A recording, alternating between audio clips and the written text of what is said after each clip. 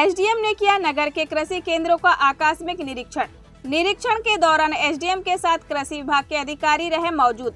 Lanji Balaghat collector Girish Mishra के द्वारा जिले में नकली खाद बीज विक्रय के रोकथाम हेतु अभियान चलाकर जिले सहित सभी तहसीलों के खाद बीज विक्रय केंद्रों का आकस्मिक निरीक्षण करने के निर्देश दिए गए हैं, जिस पर लांजी एसडीएम प्रदीप कौरव के द्वारा लांजी नगर की 2 कृषि केंद्रों में 25 मई दिन शनिवार को कृषि केंद्रों का निरीक्षण किया गया, जहां नगर के 2 कृषि केंद्र दुकान जिसमें साले टेकरी रोड पर संचालित हो रही यूनिवर्सल कृषि सेवा केंद्र का निरीक्षण किया गया।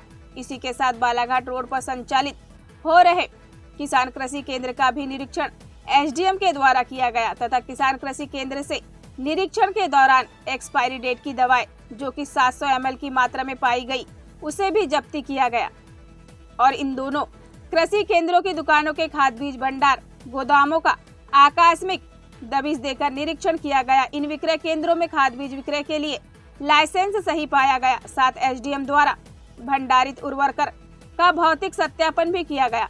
सभी विक्रय केंद्रों से उर्वरक सही मानक में है अथवा नहीं प्रमाणिकता के संबंध में अपने साथ कृषि विभाग के अधिकारी कर्मचारियों को भी अपने साथ रखकर मौके स्थल का पंचनामा बनाया गया। वहीं इस संबंध में लांजी एसडीएम प्रदीप कौरव के द्वारा बताया गया कि किसी भी कृषि विक्रय केंद्रों में भी कभी भी आकस्मिक दबिश देकर निरीक्षण किया जा सकता है। सभी विक्रेता सही मानक का खाद बीज विक्रय करेंगे। कृषकों को विक्रय किए जाने पर तत्काल ई पास मशीन में ऑनलाइन अद्यतन की जावे। निरीक्षण के दौरान लांजी एसडीएम प्रदीप कौरव, उर्वरक एवं बीज निरीक्षक अधिकारी कुलदीप, गणवीर, क्षेत्रीय कृषि विस्तार अधिकारी अमित नारनोरे उपस्थित रहे। सर्चिंग की गई सर किस मामले को, अगर मतलब पूरी जानकारी बताइए इस मामले में।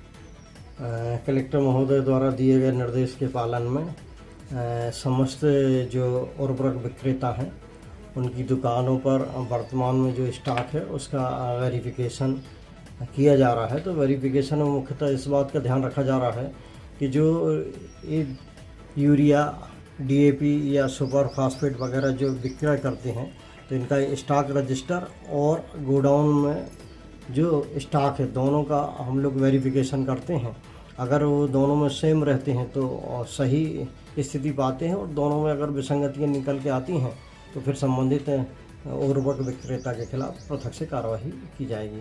इस तरह से आज यूनिवर्सल कृषि केंद्र पर जांच की गई तो इनका स्टॉक का मिलान पीओएस मशीन के माध्यम से किया गया और उसका गोडाउन के माध्यम से भौतिक परीक्षण किया गया, जिसमें स्टॉक और गोडाउन की मात्रा बराबर पाई गई। कितने मात्रा में सर सोडा धान बीज जो है पाई गई? धान बीज तो नहीं, अभी 589 बैग पाए गए हैं इसके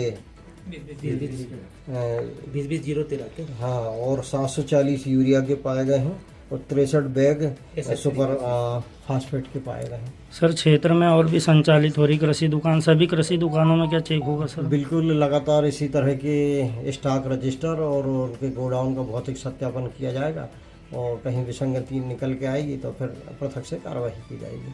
थैंक यू।